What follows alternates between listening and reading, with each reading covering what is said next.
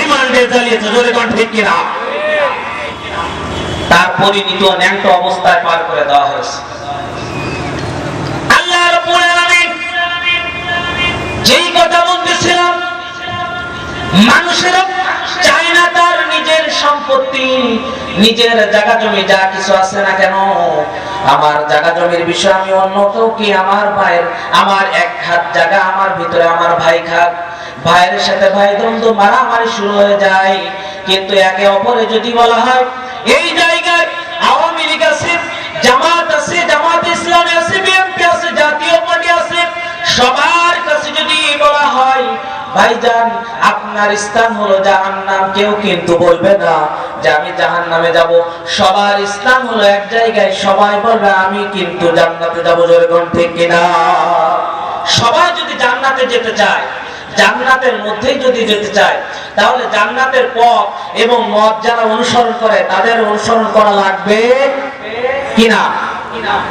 এখন যদি আপনি আমি চিন্তা করি যে আপনি আমি যে পথে আছি এই পথটাই সত্য, এই পথটাই সঠিক, এই পথের উপর আমাকে চলতে হবে, তাহলে অবশ্যই আপনার সামনে যে সমস্ত মানুষগুলো থাকবে, সামনে যারাই থাকবে, আপনার যদি ভুল ধরে আর আপনি যদি সেই ভুলগুলো মেনে না চলেন, তাহলে অবশ্যই আপনি গুমরাহ।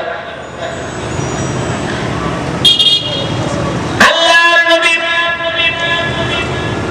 রাহমাতুল লিল আলামিন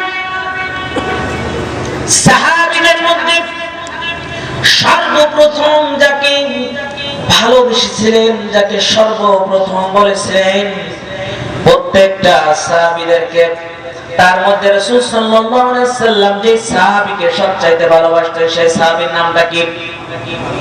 হযরত আবু বকর রাদিয়াল্লাহু তাআলা আনহু। আবু বকর রাদিয়াল্লাহু তাআলা আনহু সাহাবা ছিলেন, যেই সাহাবী রাসূল আকরাম সাল্লাল্লাহু আলাইহি সাল্লাম মিরাজে যখন গেলেন, সুবহানাল্লাযী আসরা বিআবদিহি লাইলান মিনাল মাসজিদিল হারাম ইলাল মাসজিদিল আকসা।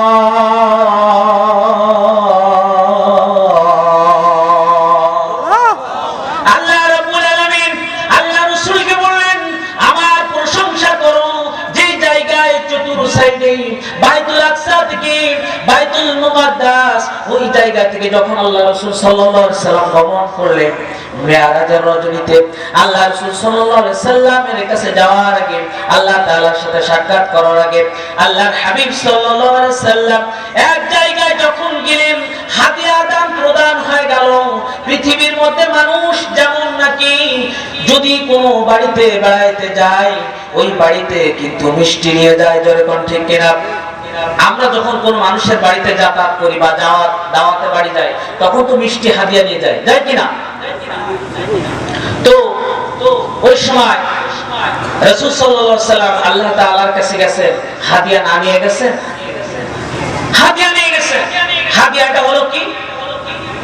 আল্লাহ রাসূল সাল্লাল্লাহু আলাইহি সাল্লাম আল্লাহ রাব্বুল আলামিনের কাছে চলে গেলেন, সামনাসামনি যেমন বসে তারা হাদিয়া নেওয়া দেওয়া করলেন, ওই জায়গায় বললেন হাদিয়াটা হলো কি? আত-তাহিয়াতু লিল্লাহি ওয়াস-সালাওয়াতু ওয়াত-তাইয়্যিবাতু ওয়াস-সালামু আলাইকা আইয়ুহান নাবিয়্যু ওয়া রাহমাতুল্লাহি ওয়া বারাকাতুহু। এই পর্যন্ত পড়ে ক্ষান্ত হয়ে গেলেন, চুপ হয়ে গেলেন। আল্লাহ রাব্বুল আলামিন রাসূলকে বললেন, হাবিব তুমি আমাকে একতরফ থেকে হাদিয়া দিবা, ওই হাদিয়া তো তুমি আমাকে দিয়েছো, পরবর্তী হাদিয়াটা আমি তোমাকে দিব। আল্লাহ রাব্বুল আলামিন বলেন, আসসালামু আলাইনা ওয়া আলা ইবাদিল্লাহিস সালিহিন আশহাদু আল্লা ইলাহা ইল্লাল্লাহ ওয়া আশহাদু আন্না মুহাম্মাদান আবদুহু ওয়া রাসূলুহু। আল্লাহ রাব্বুল আলামিন দুইজন কথোপকথনে চলতে হঠাৎ করে আল্লাহ রাব্বুল আলামিন আল্লাহ রাসূলকে, রাসূল সাল্লাল্লাহু আলাইহি ওয়াসাল্লাম আল্লাহ তাআলার কাছে জিজ্ঞাসা করলেন, ইয়া রাব্বাল আলামিন, আপনি আপনাকে এই জায়গার মধ্যে আপনি আমার সাথে কেমন জানি আমি জানি, আপনি আমাকে নাম দিয়েছেন হাবিবুল্লাহ, আপনি আমাকে দুনিয়ার মধ্যে সবচাইতে বেশি ভালোবাসেন। কিন্তু আজকে বুঝতে পারলাম ইয়া রাব্বুল আলামিন, আপনি আমাকে বেশি ভালোবাসেন না, আপনি অবশ্যই আরেকজনকে বেশি ভালোবাসেন। আল্লাহ রাব্বুল আলামিন বললেন, ও হাবিবে খোদা, ইয়া হাবিবুল্লাহ, ইয়া হাবিবাল্লাহ, দুনিয়ার বুকে সবচাইতে বেশি আমি আল্লাহ তাআলা আপনাকেই বেশি ভালোবাসি। যেরকম সুবহানাল্লাহ। আল্লাহ রাসূল সাল্লাল্লাহু আলাইহি ওয়াসাল্লাম বললেন, ইয়া রাব্বুল আলামিন, আপনি যদি আমাকে বেশি ভালোবাসেন, তাহলে এই জায়গায় আমি আরেকজনের কণ্ঠ কেন শুনতে পাই? একজনের কণ্ঠ আমার কানে আসে। ইয়া রাব্বুল আলামিন, আমি তো তাকে দুনিয়ায় রেখে এসেছি, দুনিয়ার ভিতর থেকে কেমন করে ওই ব্যক্তি এই আসমানের ভিতরে তার কণ্ঠর আওয়াজটা আমার কানে বাজতেছে রব্বুল আলামিন, আমি তো বলতে পারলাম না, জানতে পারলাম না। আল্লাহ রাব্বুল আলামিন বললেন, হাবিব, আপনি কার কথা বলতেছেন? কার কণ্ঠ আপনার কানে আসতেছে?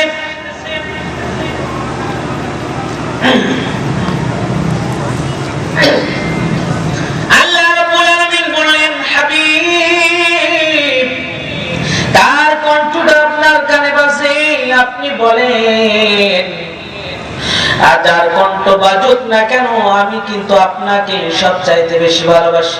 আল্লাহ রাসূল বললেন, হাবিব, ইয়া রাব্বুল আলামিন, আরশের মধ্যে যার কণ্ঠটা আমার কানে আসতেছে, ইয়া রাব্বুল আলামিন, তাকেও আমি ভালোবাসি। আপনি যেমন আমাকে ভালোবাসেন, আমি ওই দুনিয়ার বুকে তাকে আমিও সবচাইতে বেশি ভালোবাসি। আল্লাহ রাব্বুল আলামিন বললেন, হাবিব, আপনি বলেন কার কণ্ঠ আপনার কানে বাজে? আল্লাহ রাসূল বললেন, ইয়া রাব্বুল আলামিন, দুনিয়াতে আমি আবু বকরকে রেখে আসলাম, সেই আবু বকরের কণ্ঠ কেন এই আপনার আরশ মহল্লায় তার কণ্ঠ আমার কানে বাজে? যেরকম সুবহানাল্লাহ। আল্লাহ রাব্বুল আলামিন বললেন, হাবিব, তার কণ্ঠটা কেন বাজে?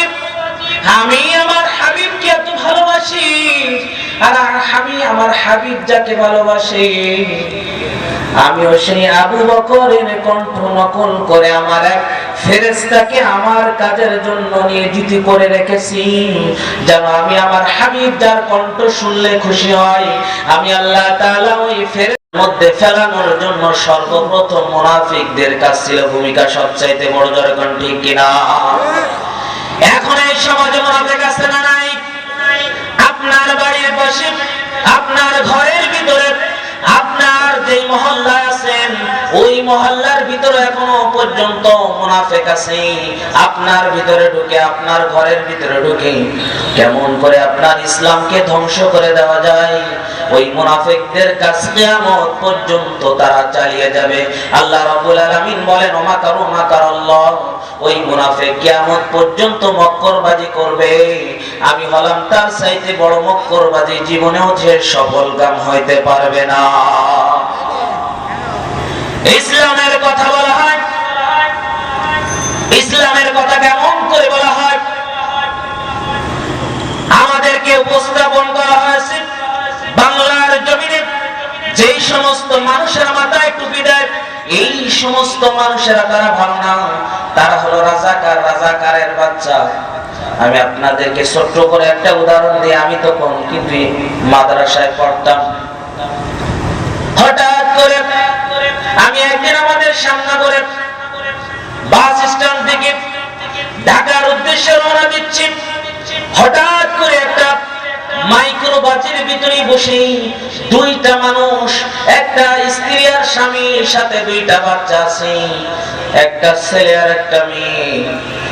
আমি বাসের ভিতরে বসে মাথাটা বাইর করে দিয়েছি, আমার মাথায় টুপি আছে। ওই ছোট্ট বাচ্চাটা তার বাবাকে ডেকে বলতেছে, বাবা, ওই যে দেখো বাজির ভিতরে বসে আছে রাজাকার,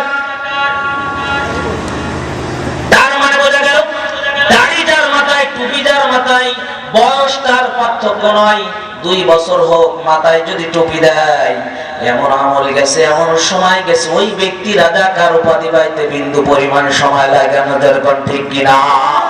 কোথায় গেল তোমার গান্ধীজ্ঞ? তুমি বলেছিলে 2025 সাল 2041 সাল পর্যন্ত আমি ক্ষমতায় থাকবো। আল্লাহ রাব্বুল আলামিন বলতেছে আমার নবী স্বয়ং ইনশাআল্লাহ না বলার কারণে আমি আল্লাহ তাআলা তাকে 41 দিন পর্যন্ত ঘুরিয়েছি, আমি তার ওহী বন্ধ করেছি 1 মাস। তোর মতন বেয়াদব তুই তো ইনশাআল্লাহ তো দূরের কথা, বাংলার জমিনে আলেমের রক্ত ঝরিয়েছিস, আবার তুই 41 সাল পর্যন্ত থাকতে চাস। আমি আল্লাহ তাআলা তোকে বিদায় করব, একটা পায়ের জুতাও তোর নেওয়ার টাইম দেব না। দরকার ঠিক কিনা? বিদায় নিয়েছে না নেয়নি?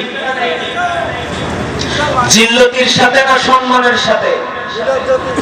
আল্লাহ রাব্বুল আলামিন বলেন যুগে যুগে তুমি যদি ফিরআউন, হামান, নমরুদ আর যদি আবু জেহেল, আবু লাহাব, উতবা, শাইবা তাদের থেকে শিক্ষা না নাও, তাহলে কেমন করে পৃথিবীর জমিনে আমি আল্লাহ তাআলা শুরু থেকে কেমন করে আমার দিনকে আমি পরিচালনা করেছি তোমার চোখে যদি না বাদে, তুমি যদি না জানো, তোমার মতো আহাম্মক দুনিয়ার বুকে একটাও পয়দা হবে না। হুজুরকে দেখলে তোমার হাত উঠতো রাজাকার। সেই সমস্ত উলামায়ে কেরাম যাদের মাধ্যমে গোটা পৃথিবীর মধ্যে আল উলামা ওয়ারাসাতুল আম্বিয়া, আল্লাহ রাব্বুল আলামিন রাসূল সাল্লাল্লাহু আলাইহি সাল্লামের মাধ্যমে জানাই দিচ্ছেন আপনার ওয়ারিস যারা হবে উলামায়ে কেরাম ছাড়া বিকল্প আর কেউ হতে পারে না। সেই আলেমদের অপমান অপদস্থ করেছো। আলেমরা কেমন ছিল তাদের সময়? ছোট্ট একটা উদাহরণ দিই। কোন এক জামানায় আলেমরা সবচেয়ে বেশি নির্যাতিত কেন হয়েছে? আলেমদের উপরে কোরআনের বাজা যারা বলতো তাদেরকে কেন সবচাইতে বড় টর্চারিং করেছে জালেম? এই জালেম যুগে যুগে আপনি ইতিহাস পড়ে দেখেন, যেই সমস্ত নবীদের উপরে টর্চার করেছে এরা কিন্তু একটাও ইসলামের পক্ষে ছিল না, তারা ইসলামের বিপক্ষে ছিল। জনগণ ঠিক কিনা? একটা বাচ্চা ছিল, এই বাচ্চা চিন্তা করলেন আমার এই রাজ্যের ভিতরে যতগুলো মানুষ আছে সবাইকে, দর্জি যারা আছে সবাইকে হুকুম দাও আমার জন্য যেন এমন একটা জামা তৈরি করে যেই জামাটা আমি ছাড়াই আমার এই দেশের ভিতরে যেন আর কেউ ওই জামা পরিধান করে না।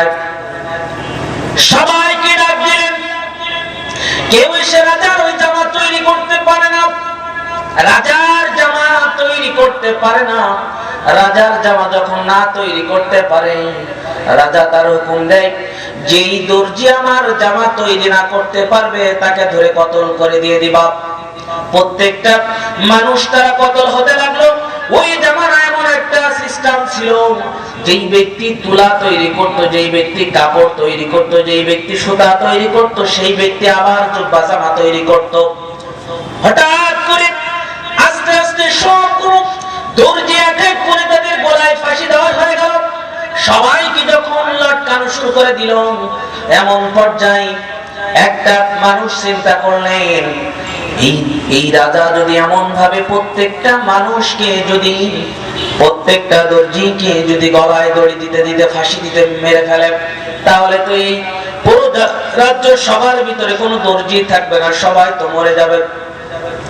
ওই ব্যক্তি চিন্তা করলেন বাচ্চা তো অনেক খুশি, এমন একটা কাজ কেউ করে দেখাইতে পারে না, এই ব্যক্তি যত টাকা চায় না কেন তাকে দিয়ে দাও, আর ওই জায়গায় এমন একটা ঘর দিয়ে দাও, ওই ঘরের ভিতরে যেন বিন্দু পরিমাণ অন্য কেউ প্রবেশ না করতে পারে, সেই জায়গায় দিয়ে দাও।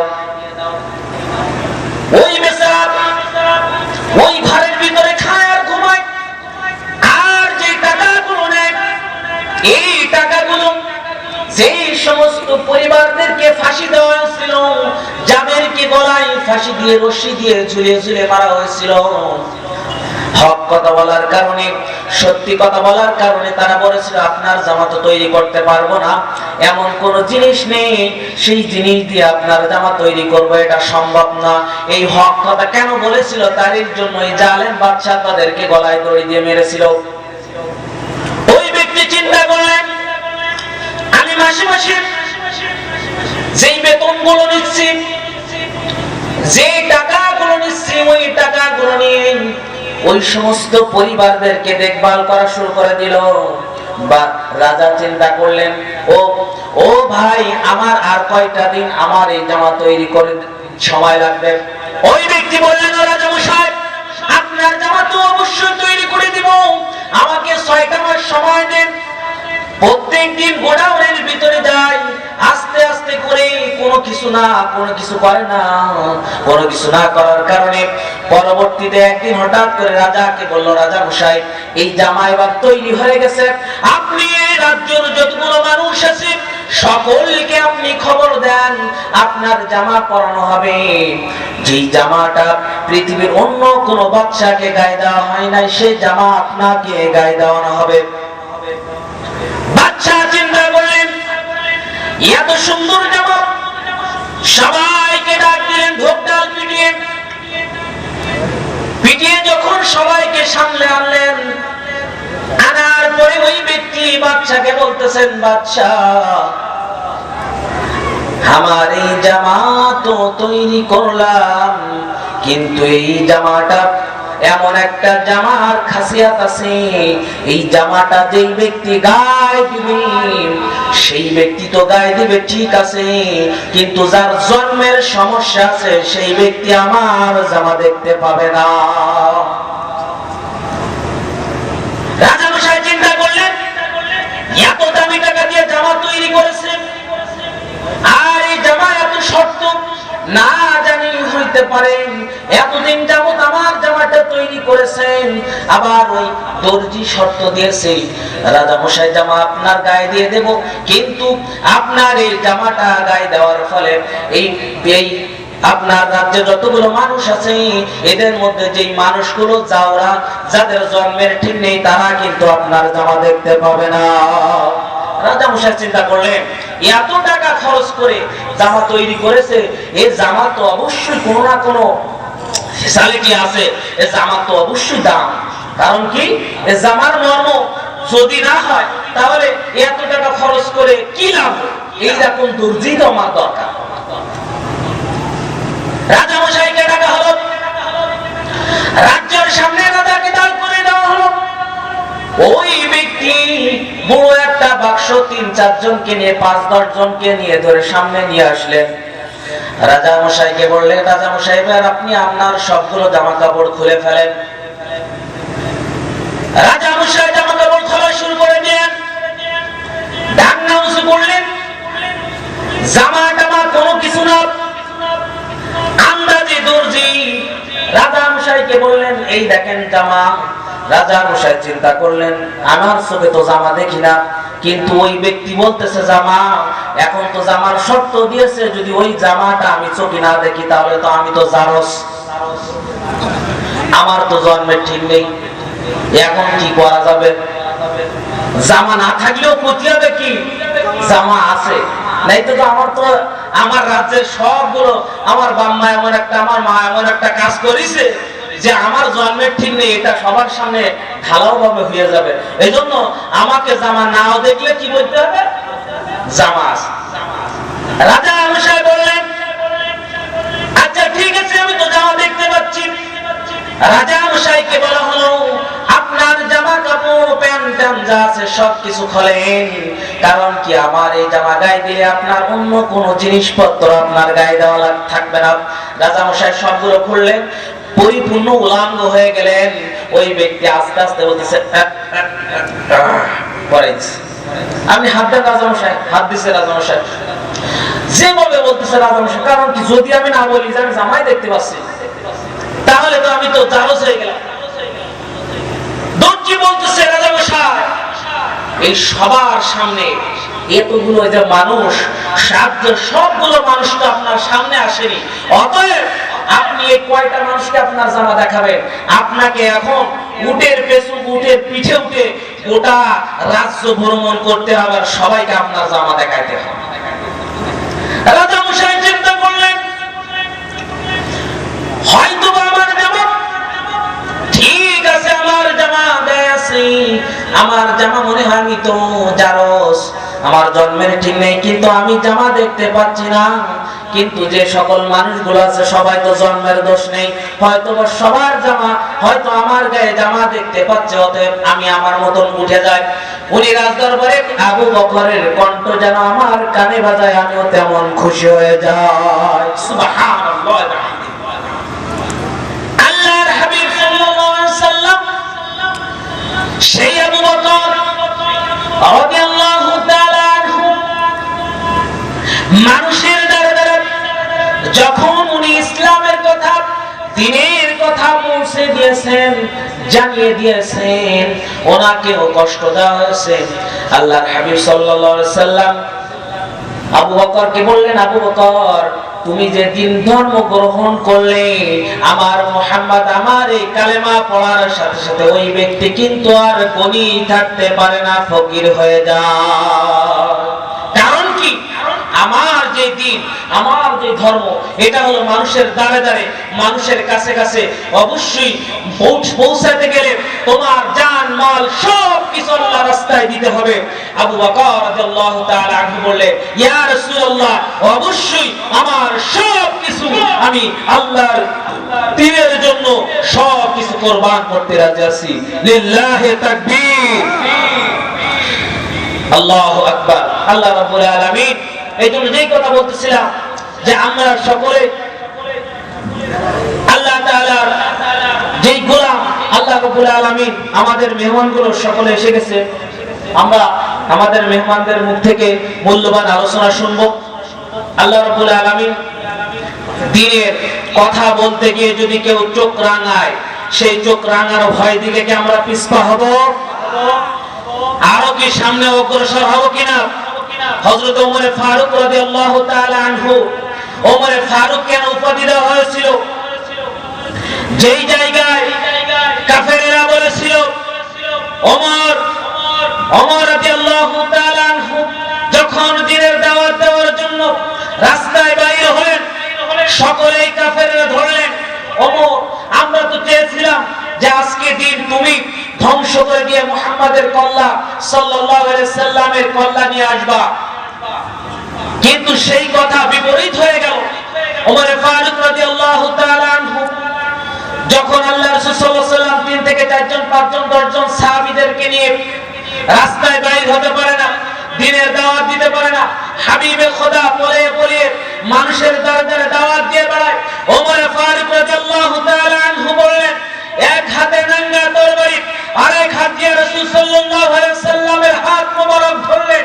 ধরে নিয়ে যখন মক্কার সামনে, যখন মক্কার গলিতে গলিতে যখন কাবার সামনে গিয়ে হাজির হচ্ছে, তখন প্রত্যেকটা ইহুদি খ্রিস্টানরা, ওই সময় কাফের মুশরিকরা বলল, আজকে মুহাম্মাদের হয়তো কতল করে দেবে। আল্লাহ রাসূল সাল্লাল্লাহু আলাইহি সাল্লাম যখন নিয়ে গেলেন কাবার সামনে গিয়ে, হযরত ওমর ফারুক বললেন, আজকে এই ওমরের তরবারি, এক হাতে ওমরের তরবারি, আর এক হাতে আমার রাসূল সাল্লাল্লাহু আলাইহি সাল্লামের হাত, যদি কারোর শক্তি থাকে আজকে ওমরের সামনে মোকাবেলা করো। আজকে থেকে খোলামেলা দ্বীনের দাওয়াত আমার হাবিবে খোদা দেবে, জোরে বলুন সুবহানাল্লাহ।